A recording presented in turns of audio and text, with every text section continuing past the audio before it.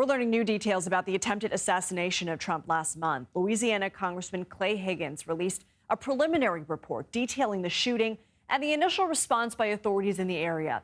It concluded there were 10 total shots fired on July 13th in Butler, Pennsylvania. 8 of those shots were fired by the shooter, Thomas Crooks, and have since been recovered by the FBI.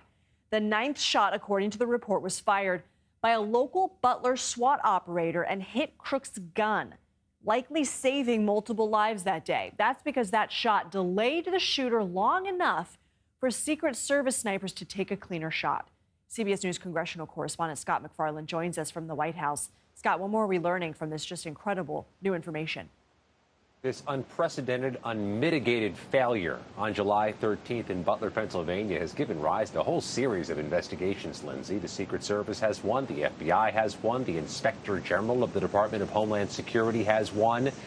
And in recent days, the U.S. House stood up and started a task force to investigate the failures and the assassination attempt. Clay Higgins of Louisiana is one member of that panel. He's not the chairman, but he's a Republican member of the panel who was on the ground doing his own research after the shooting. In his report, not the task force's report, but his report, he argues what he's found is that there was a 9th bullet and a 10th bullet fired July 13th. The first 8 by the gunman, the other 2 likely by law enforcement. He's saying his findings are that a local sniper, a local police sniper, fired the first of those 2 police shots, either slowing or stopping the gunman, and the Secret Service sniper fired the 10th and final shot.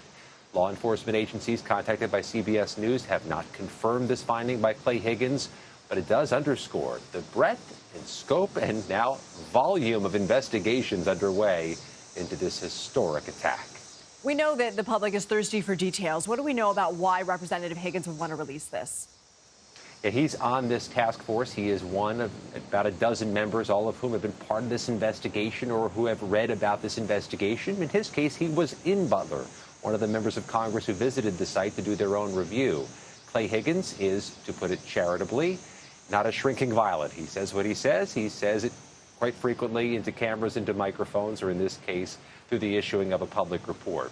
We've reached out to the chairman of the task force. Mike Kelly of Pennsylvania is a Republican who represents Butler. No response from him as Friday night concluded. But I'll tell you this, the House committee on this has got to move quickly. They have a final report due by December. So no surprise, we're hearing parts of their probe already. CBS News has learned about the Secret Service's new plan to protect Trump during outdoor rallies. What can you tell us?